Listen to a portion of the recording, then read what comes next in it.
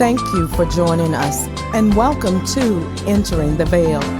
The veil represents the separation between the holy and the most holy. Although the veil was torn in two, a separation still exists to this day due to our falling away from the sound doctrine originally delivered unto us via the Holy Bible. What this means is there is now a spiritual veil over the eyes and ears of the general public, causing a separation where none should exist. We are committed to helping guide as many people as possible along the spiritual path of entering the veil.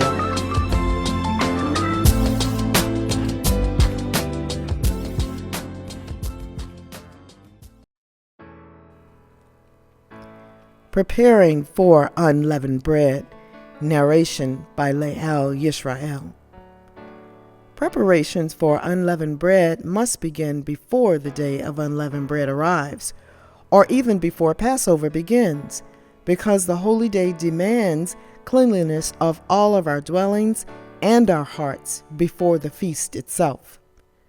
What we know as spring cleaning is actually the preparation for unleavened bread without understanding that it was commanded in Bible scripture. Here is how Elohim tells his people to celebrate each year. And this day shall be unto you for a memorial, and you shall keep it a feast to Yahweh throughout your generations. You shall keep it a feast by an ordinance forever. 7 days shall you eat unleavened bread. Even the first day you shall put away leaven out of your houses. For whosoever eats leavened bread from the first day until the 7th day, that soul shall be cut off from Israel. And in the first day there shall be an holy convocation, and in the 7th day there shall be an holy convocation to you. No manner of work shall be done in them, save that which every man must eat. That only may be done of you. And you shall observe the feast of unleavened bread, for in this selfsame day have I brought your armies out of the land of Egypt. Therefore shall you observe this day in your generations by an ordinance forever.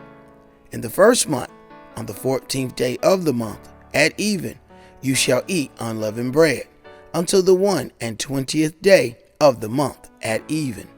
7 days shall there be no leaven found in your houses. For whosoever eats that which is leavened, even that soul shall be cut off from the congregation of Israel, whether he be a stranger or born in the land. You shall eat nothing leavened. In all your habitation shall you eat unleavened bread.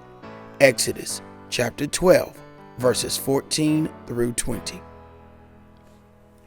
Elohim says that this is an everlasting ordinance, which is to continue throughout all generations in all of our dwellings. So the rationale about us not being in our land is not justification for not keeping these days. The very first unleavened bread took place as we fled bondage in a foreign land. Ancient Israel was told to remove leaven, basically things that make bread rise, and eat unleavened bread for a week. Number 1, the Feast of Unleavened Bread reminds us that sin symbolized by leaven spreads. Have you heard the saying, one bad apple spoils the whole bunch? How is sin like leaven? Leaven is a substance, like yeast, that when put into bread dough spreads throughout the dough and makes it rise. Sin behaves the same way, and it is the reason we are told to remove sin from our midst. This is because sin grows relentlessly. Then, when desire has conceived, it gives birth to sin. And sin, when it is full grown, brings forth death. James chapter 1, verse 15. Sin spreads insidiously. Therefore, just as through one man sin entered the world, and death through sin, and thus death spread to all men, because all sinned. Romans chapter 5, verse 12. The sin of pride puffs up. Believers cannot be puffed up with pride lest we fall into the same condemnation as the devil. 1 Timothy chapter 3, verse 6. Lucifer became vain and puffed up. You were perfect in your ways from the day that you were created, till iniquity was found in you. By the multitude of your merchandise, they have filled the midst of you with violence. And you have sinned. Therefore, I will cast you as profane out of the mountain of Elohim, and I will destroy you, O covering cherub, from the midst of the stones of fire. Your heart was lifted up because of your beauty. You have corrupted your wisdom by reason of your brightness. I will cast you to the ground. I will lay you before kings, that they may behold you. Ezekiel chapter 28, verses 15 through 17. Leaven, Strong's H7603, SE''OR, pronounced Seor, is barm or yeast cake as swelling by fermentation, leaven. Unleavened bread also reminds us, number 2, we are not only physically but spiritually commanded to remove leaven, sin, from our lives. Our repentance and change are made possible by Yeshua's sacrifice. Number 3, eating unleavened bread pictures living a life of sincerity and truth, free from enslavement to sin. Paul taught what the Feast of Unleavened Bread meant for the New Testament church as well. Note that the Apostle Paul told the mostly Gentile congregation at Corinth to continue keeping this feast.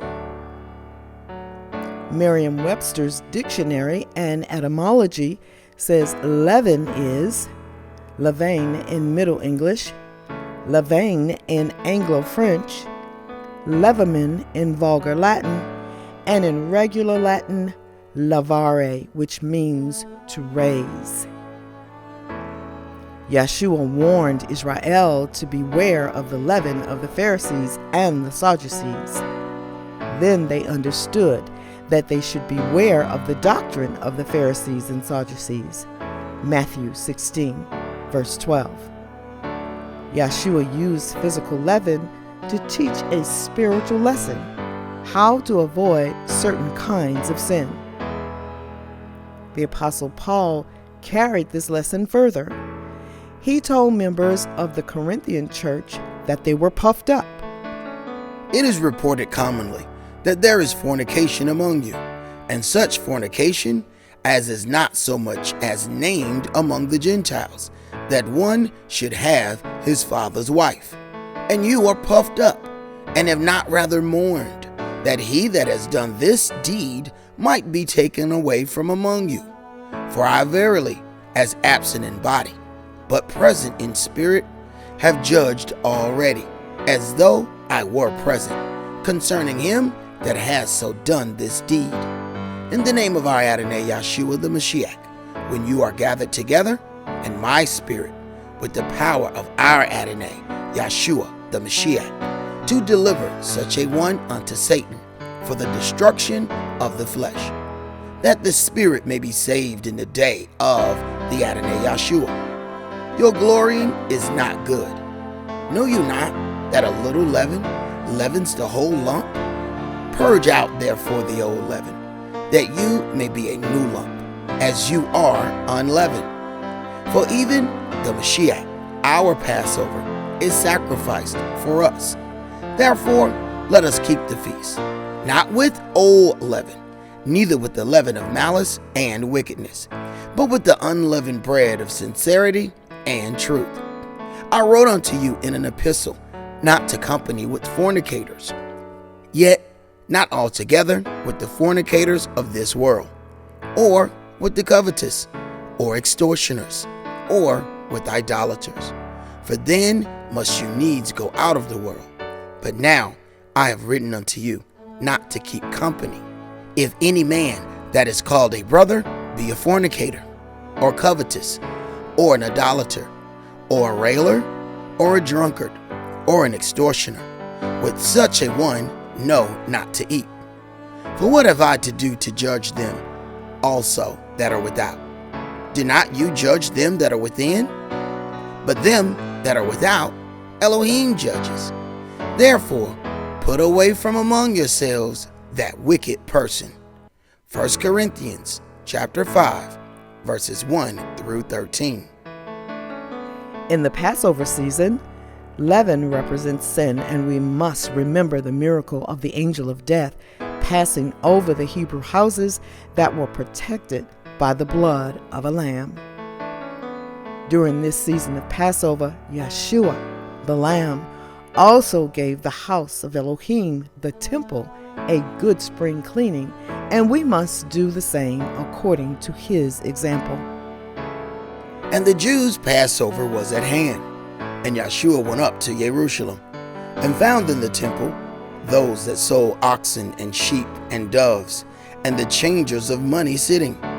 And when he had made a scourge of small cords, he drove them all out of the temple, and the sheep and the oxen, and poured out the changers' money, and overthrew the tables, and said unto them that sold doves, Take these things hence, make not my Father's house an house of merchandise. And his disciples remembered that it was written, The zeal of your house has eaten me up.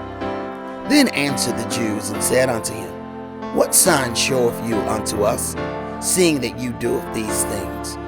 Yeshua answered and said unto them, Destroy this temple, and in 3 days I will raise it up.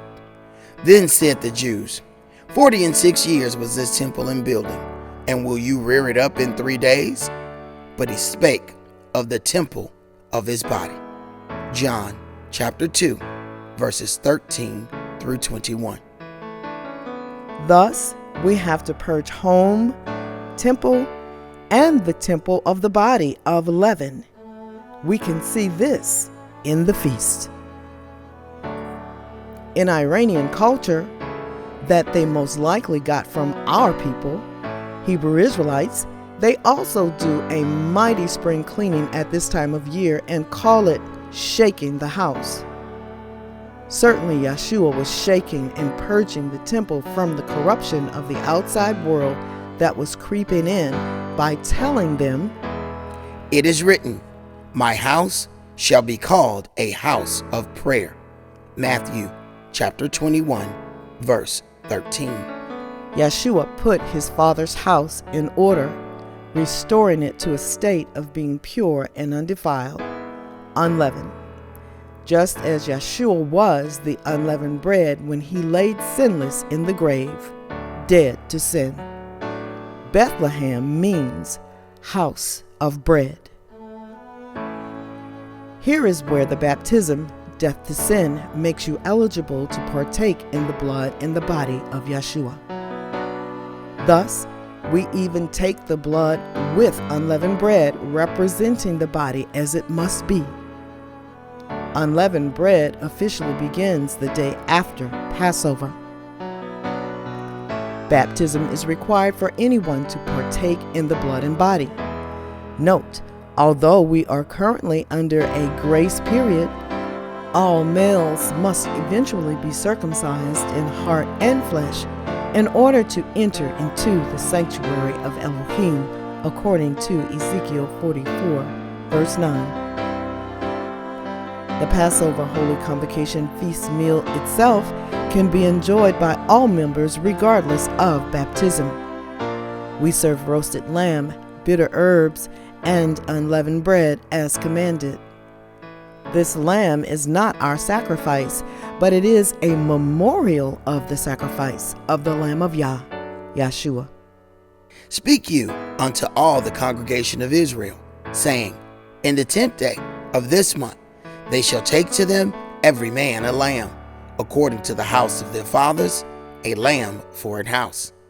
And if the household be too little for the lamb, let him and his neighbor next unto his house take it according to the number of the souls. Every man according to his eating shall make your account for the lamb. Your lamb shall be without blemish, a male of the first year. You shall take it out from the sheep or from the goats. And they shall eat the flesh in that night, roast with fire, and unleavened bread, and with bitter herbs shall they eat it. Exodus chapter 12, verses 3 through 5, and verse 8.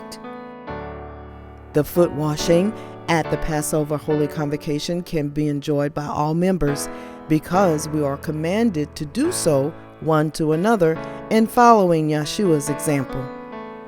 Now before the feast of the Passover, when Yeshua knew that his hour was come, that he should depart out of this world unto the Father, having loved his own which were in the world, he loved them unto the end.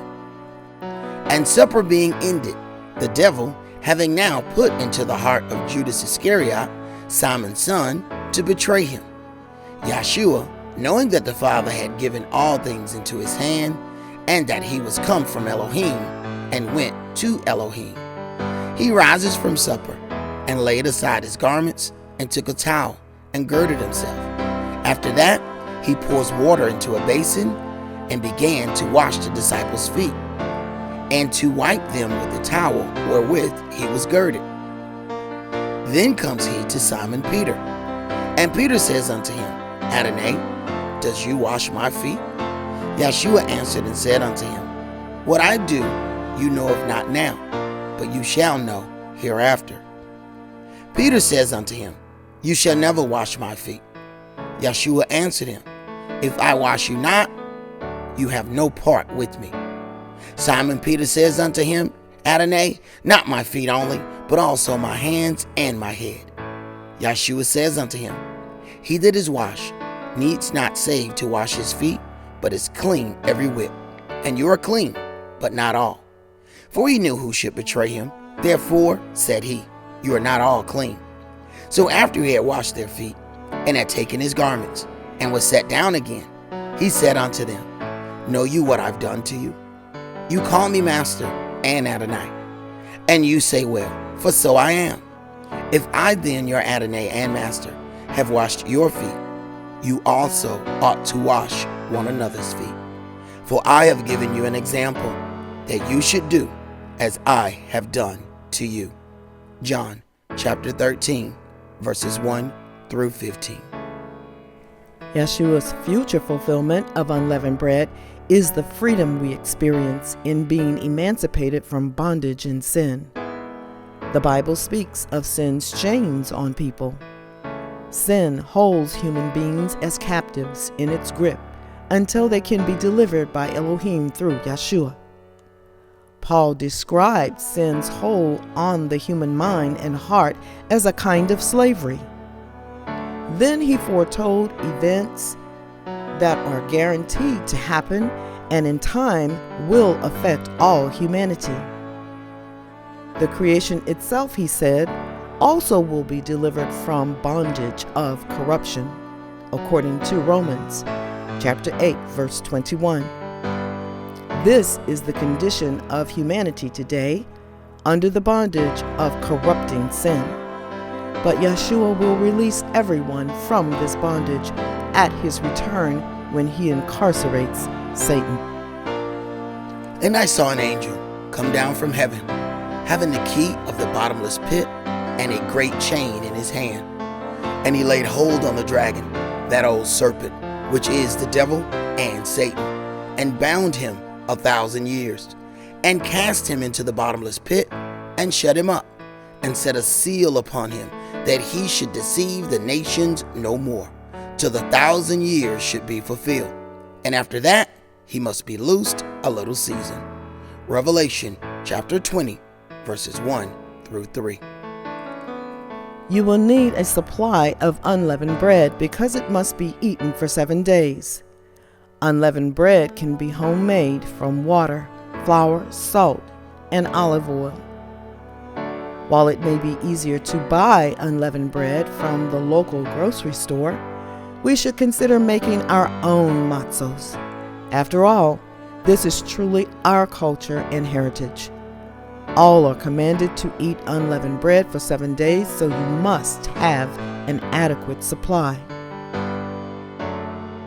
Spring cleaning with a purpose and a deadline.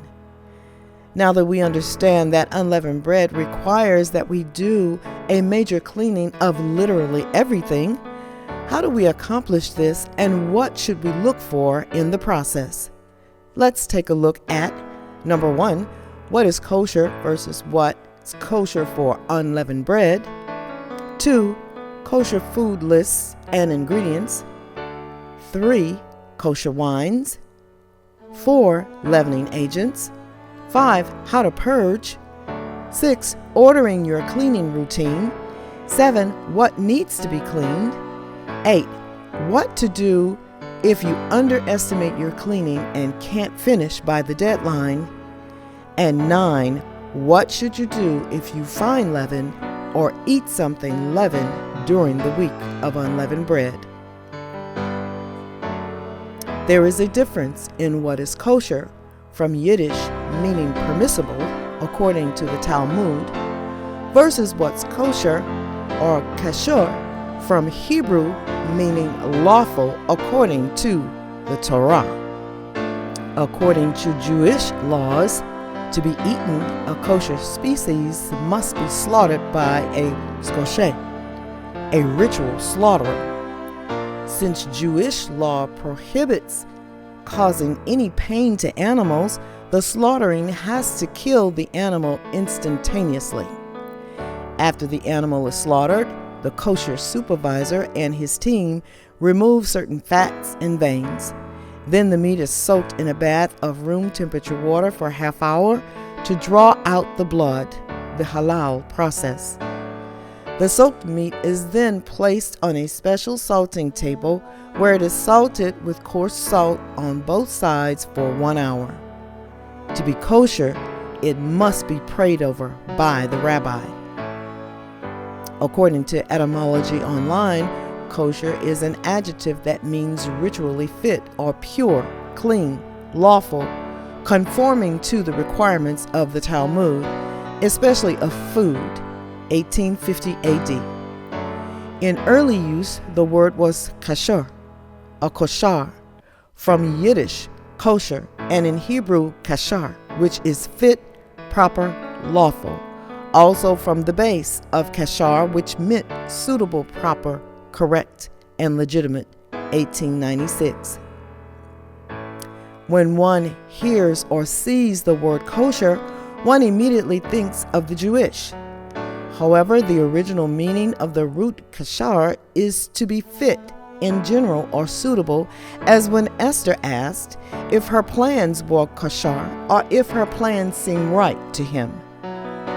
Thus, according to Torah, there is no requirement that every piece of meat we consume must be blessed by the priest in order to be kosher. Anyone can utilize the halal process, and we do bless our meals before consumption. The prohibition of combining meat and milk is also a part of Talmudic Judaism and the kosher designation.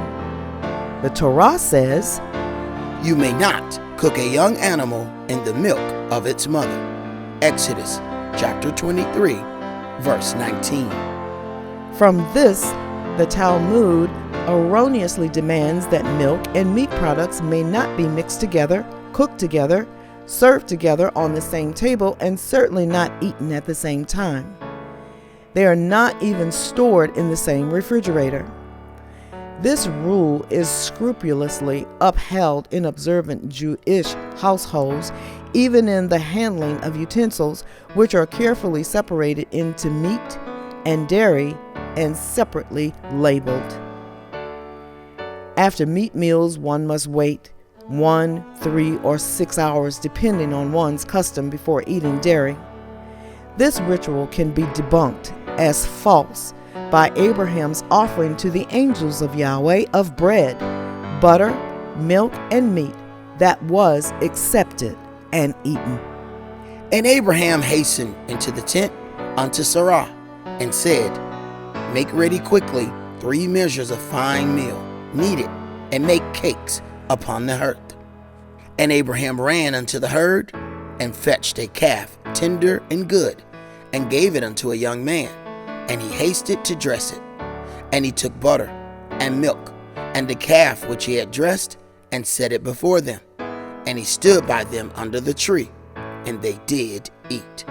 Genesis chapter 18, verses 6 through 8. And they did eat it. The angels would not eat anything forbidden in Yahweh's law.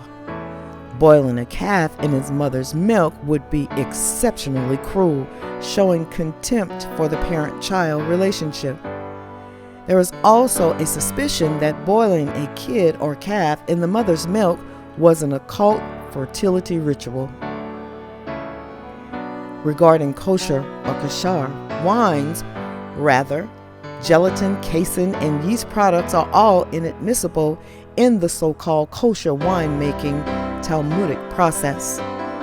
All devices and utensils used for the harvest or the processing of grapes must be cleansed under supervision. Bottles may not be filled multiple times. In addition, all processing steps must be implemented in agreement with the requirements of halacha, Jewish religious law. For example, in the vineyard, no other plants may be crossbred with the grapes because of the prohibition of hybridization. Beverages manufactured from grapes or grape-based derivatives may only be drunk if the grapes come from a kosher winery prepared under strict rabbinical supervision according to the Talmud. However, this is no more than a ritual to control the masses. Wine is kosher or kosher for unleavened bread like Manischewitz and Morgan David wines because the wine is naturally fermented and no yeast, etc., has been added during the fermentation process. The Forbes article entitled "Kosher Wines Are Not What They Used to Be" made it clear that the Jewish sold the 2 top kosher wines, Manischewitz and Morgan David, to Gentile wineries. This means that even though the wines are still made by the same formula and restrictions as when they were made by the Jewish, simply because the Jewish are no longer making the wines themselves, the Jewish no longer consider the wines kosher by standards of the Talmud. Keep these things in mind. We have verified that the sale of these wines included the patented formula and process for natural wine fermentation. Due diligence on kosher wines must be verified on an ongoing basis. Both Manischewitz and Morgan David wines are still made via the natural fermentation process, which does not include the addition of yeast. This Bartenura Moscato wine is also kosher for unleavened bread. There are many different leavening agents. The following are some of the most common. Number 1, baking powder. Number 2, sodium bicarbonate, aka baking soda, found in self-rising flour. Yeast, yeast extract, sourdough starter, which is wild yeast. Ammonium bicarbonate, aka baker's ammonia, leavening agent found in breads and cookies and also used as smelling salt. Commercial synthetic potassium bicarbonate called pearl ash is a leavening agent. Fruits and veggies naturally contain potassium bicarbonate and are acceptable for unleavened bread. Calcium phosphate, synthetic calcium added to breads, breakfast bars, cereals, crackers, and some pastas to improve deficiencies.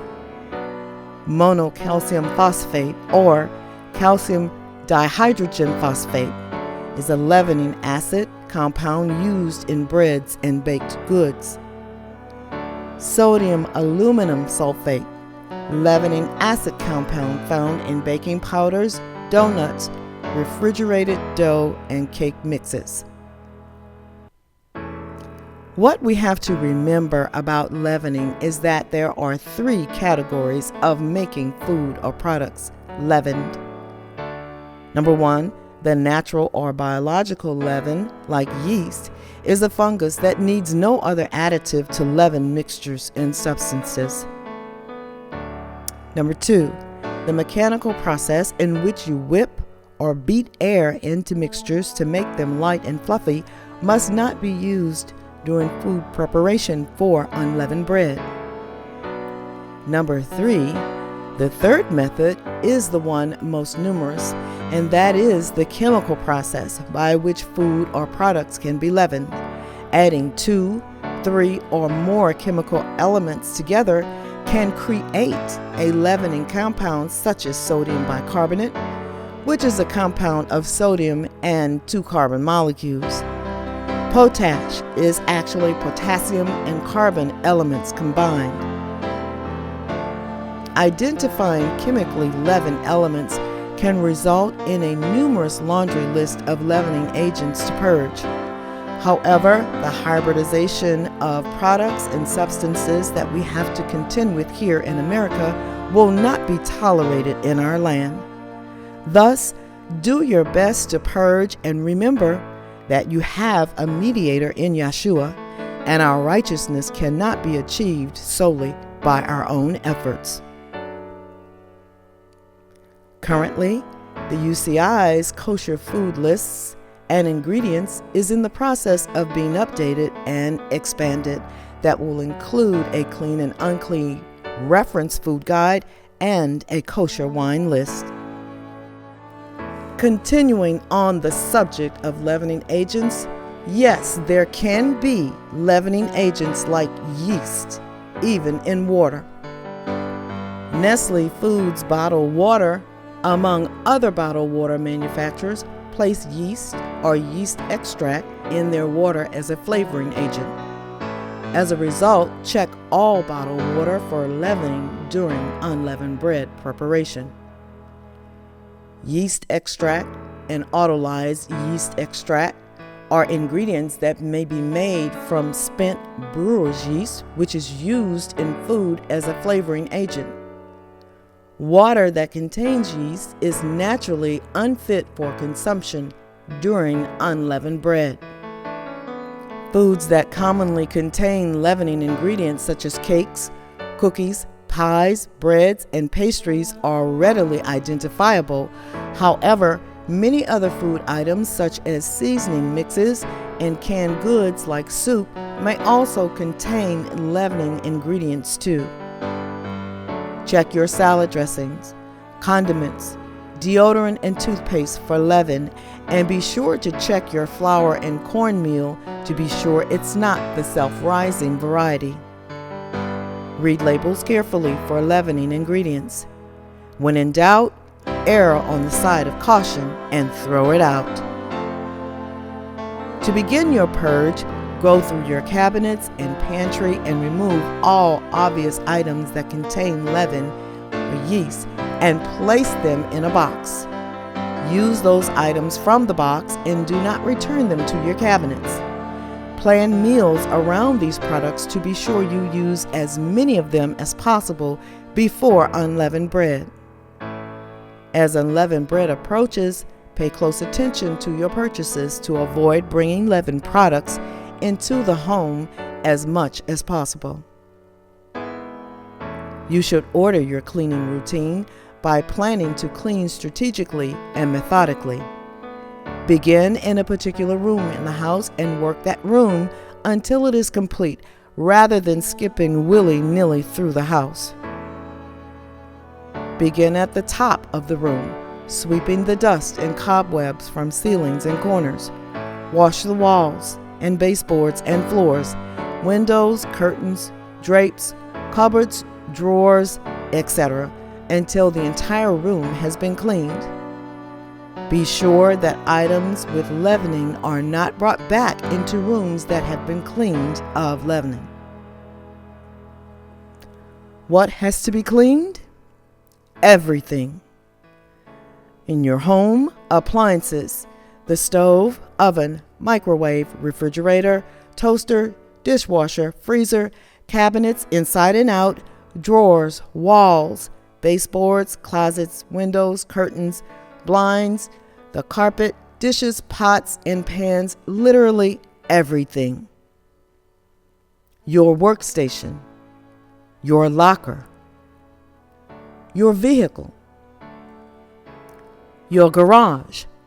And while the garage is connected to the outer areas of your home, it is still a part of your dwelling and under your control. Order the garage appropriately. Unleavened bread cleaning is a good time to eliminate your home and garage of excess unused items. Pass on your excess items to younger or less fortunate members of the congregation rather than discarding them. Once you have completed your cleaning, move your 11 items, trash, and dirt, and remember to empty the vacuum cleaner, to the outdoors trash can and to the curb if possible. What do you do if you underestimate your cleaning and can't finish by the deadline of unleavened bread? Stop where you are and immediately turn your attention to cleaning the kitchen and dining room. Make your kitchen cleaning a top priority so you can complete it by the deadline of unleavened bread. You can and should complete the remainder of your cleaning after unleavened bread until you have completed it all. Then make sure you prepare a little better next year.